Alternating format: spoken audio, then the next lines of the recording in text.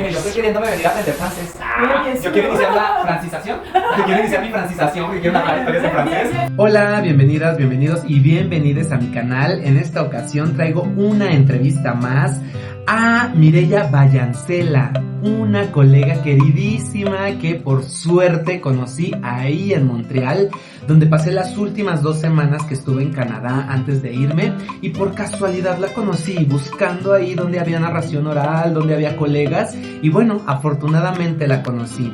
Y algo muy curioso, ella en este momento narra mucho más en francés que en español, obviamente porque allá hablan francés, pero a veces pues los latinos tenemos nuestras propias comunidades, que no es nada pequeña allá en Canadá.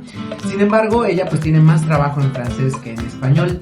Y algo muy importante, ella lo que narra siempre son historias de tradiciones ecuatorianas, de sus raíces, de sus orígenes, de su país, y nos comparte un poquito sobre esto.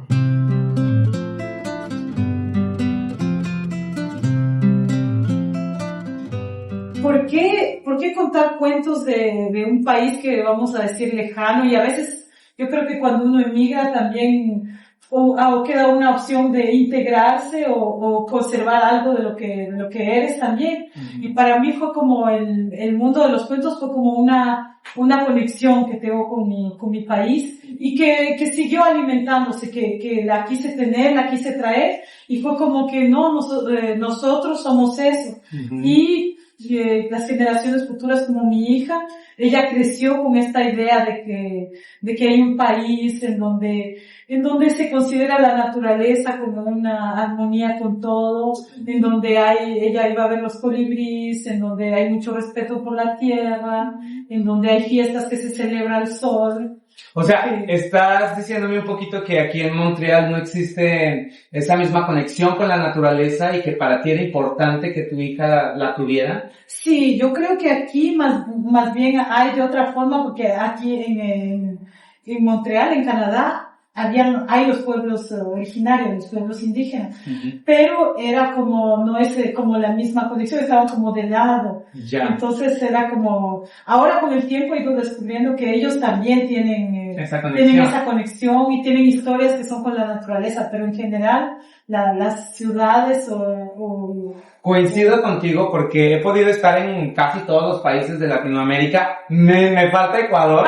Sí, vamos. Pero es cierto, en nuestros países es muy obvia esa relación con los pueblos ancestrales, en nuestras comidas, las palabras que usamos, la ropa que usamos, nuestras pieles, todo, ¿verdad? Y en estos otros países que la conexión no es muy directa, ¿verdad? Claro. La división es muy clara, ¿no?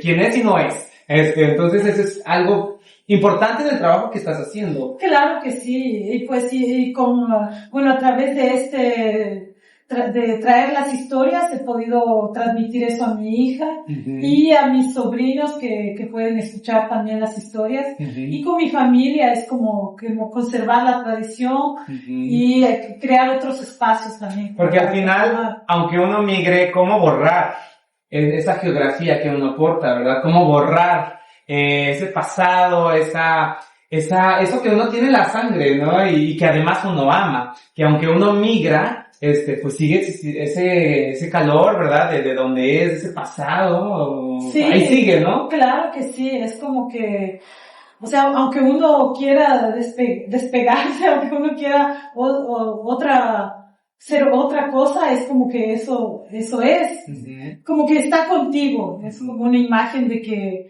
no, lo que llevo viaja conmigo, viaja en mí, digamos, las historias te habitan, las historias eres tú lo que sigues creciendo, el árbol sigue creciendo en otro lugar, digamos, claro. Porque las raíces estaban aquí, aunque las raíces salieron, pero se fueron conmigo y siguieron. Ella es actriz profesional y se preparó en Ecuador. Cuando llega a Montreal empieza a hacer teatro con una comunidad mexicana en español, pero nos cuenta cómo descubrió el mundo de la narración oral. Eso fue como misterioso también para mí.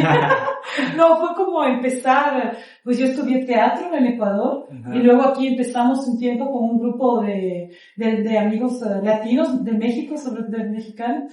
Empezamos un grupo que era el Teatro de Montreal en español. Empezamos a hacer obras, a buscar textos, a contar historias. Pero luego nos dimos cuenta de que pues era como más voluntario y que también necesitábamos tener un ingreso. Entonces luego dejamos eso. Y luego fue como en un curso de la universidad que era de animación y creatividad que yo pensé en contar las historias de mi país porque dije, quiero combinar algo que me muestre de dónde vengo. Y así fue como empecé a contar historias. Y ahí conocí a una persona que trabaja en el teatro de aquí, del teatro para niños. Y ella me dijo más o menos lo que es el mundo del cuento, cómo es diferente del teatro, y ahí fue... O sea, fue un mundo que no conocías y ¡pum! De repente descubriste algo que dijiste, de aquí soy. Sí. Descubrí que era como más íntimo, era como más, no necesitaba tantas cosas, también era como un encuentro muy directo. Era como un compartir, sentarse y compartir una palabra. Era como, esto te quiero contar. Era un espacio muy personal, los cuentos. Luego le pregunté que nos platicara un poco sobre el panorama de los cuentos de la narración oral allá en Montreal, que creo yo es muy diferente a lo que sucede en Ontario, por lo menos en esa parte que yo conocí, donde yo viví, en el mundo anglófono. Parece, desde lo que yo pude observar en esas 2 semanas, a los eventos que fui a eventos de narración oral en francés, yo no entendía nada, pero dije, voy de todas maneras, ¿no? A ver qué pasa, y vi que hay más oferta, que hay más vida cultural en términos generales, o por lo menos era mucho más visible, inclusive en la calle. O sea, yo veía como storytelling, conciertos, teatro, y yo decía, wow, o sea, es más presente la cultura, o más visible que en Toronto. Sin embargo, bueno, pues Mireya, nos cuenta un poco sobre el mundo de la narración oral en Montreal. Bueno, aquí antes había un círculo de cuentacuentos, que podían ir aficionados o gente más profesional. Pero en Montreal lo que yo he visto es que hay mucho, o sea, han luchado mucho por dar valor al cuento, al arte de contar. Entonces ya es como que busca un espacio en los grandes escenarios, como en los teatros, pero también busca un espacio como en otros espacios de encuentro de la gente. Pero en Montreal sobre todo se ha buscado como un reconocimiento del cuento. Y hay hay un organismo que se llama el Groupement de Contes de Québec, FCQ. Ellos hacen mucho como mediación, entonces hacen talleres, encuentran propuestas. Si alguien, por ejemplo, de unas escuelas quiere que vaya a contar cuentos, los va a contactar a ellos. Un mercado, por ejemplo, en un mercado quieren a alguien que vaya a contar cuentos en un mercado, un marché de Noël, en un mercado, ellos van a buscar. Entonces es un organismo que como ayuda, y en ese repertorio también. Y que ayuda a dignificar con pagos el ejercicio, cuento, no claro solo como sí. Gratis, como voluntario. Claro que sí, exactamente. Por ejemplo, ellos tienen un sitio web, entonces ahí uno puede actualizar la información, la página. Yo ahí puedo poner que yo estoy disponible, yo cuento cuentos de Ecuador, y ahí me llaman, ahí consigo, como para hoy, fue ahí que la persona del cartel que te contactaron. Sí.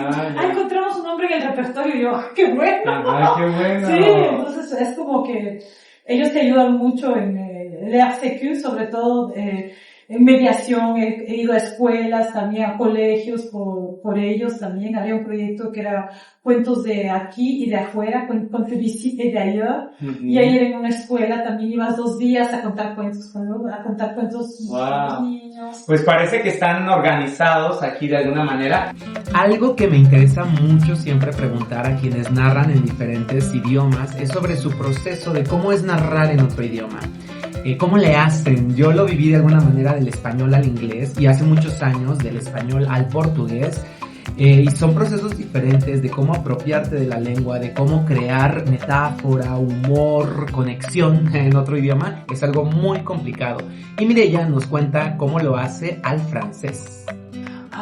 Yo diría que fue un poquito largo, porque era como apropiarse también del idioma. Y luego ya es como que ahorita lo trabajo un cuento en francés, pero lo trabajo a partir de la traducción, porque lo busco una leyenda en español o la voy a adaptar y después busco muchas imágenes para contar un cuento. Entonces busco palabras que me hablan en español y de luego en francés. Pero siempre mis cuentos comenzaron a partir de la traducción, porque yo tenía contratos en francés, entonces seguí contando en francés. Y como ya no había tanto espacio en español, ya lo dejé como de lado. Y ahora es casi solo narras en francés. Sí, porque es lo que... Ya casi para terminar le pregunté qué viene para Mireya, cuándo es la gira en Latinoamérica, que ya venga a narrar a Latinoamérica. Su carrera prácticamente la hizo allá en Montreal y pocas veces ha estado narrando en español en este lado del continente. Y bueno, le pregunté qué viene, qué proyectos, qué planes tiene. Ahorita estoy trabajando animando talleres, mucho en la mediación. Este año me han salido cosas en mediación, que es a través del cuento, como hay mucha gente que viene, que aprenden el francés, entonces la francización se llama. Entonces ahí a través del cuento quieren que la gente también aprenda a comunicarse, como vienen de diferentes países, que ellos utilicen el cuento para contar una historia pequeña. Yo voy a llevar como palabras para que ellos vean visualmente de qué habla tal cuento. Wow. Porque es todo el lenguaje, el aprendizaje y el cuento sobre todo es algo para aprender también, para una historia, cómo puedes transmitir. Yeah. Y ellos también, que ellos puedan contar también. O sea, tú insertas la narración oral en diferentes ámbitos, educativos, teatrales, de la propia narración oral y de lo que salga. Sí. Oye, pues muchísimas gracias, Mireya, la verdad estoy muy agradecida por conocerte, porque Montreal me tocó contigo y eso lo agradezco bastante. Muchas gracias a todas, todos y todes. Les recuerdo suscribirse a mi canal. Gracias a Mireya por compartirme estos momentos, por compartir parte de su experiencia y sabiduría. Y bueno, les espero ahí en mis redes sociales, César Rincón, Instagram, Facebook, y aquí dejen sus comentarios ahí en el video. Y les quiero, les aprecio, les agradezco y hasta la próxima.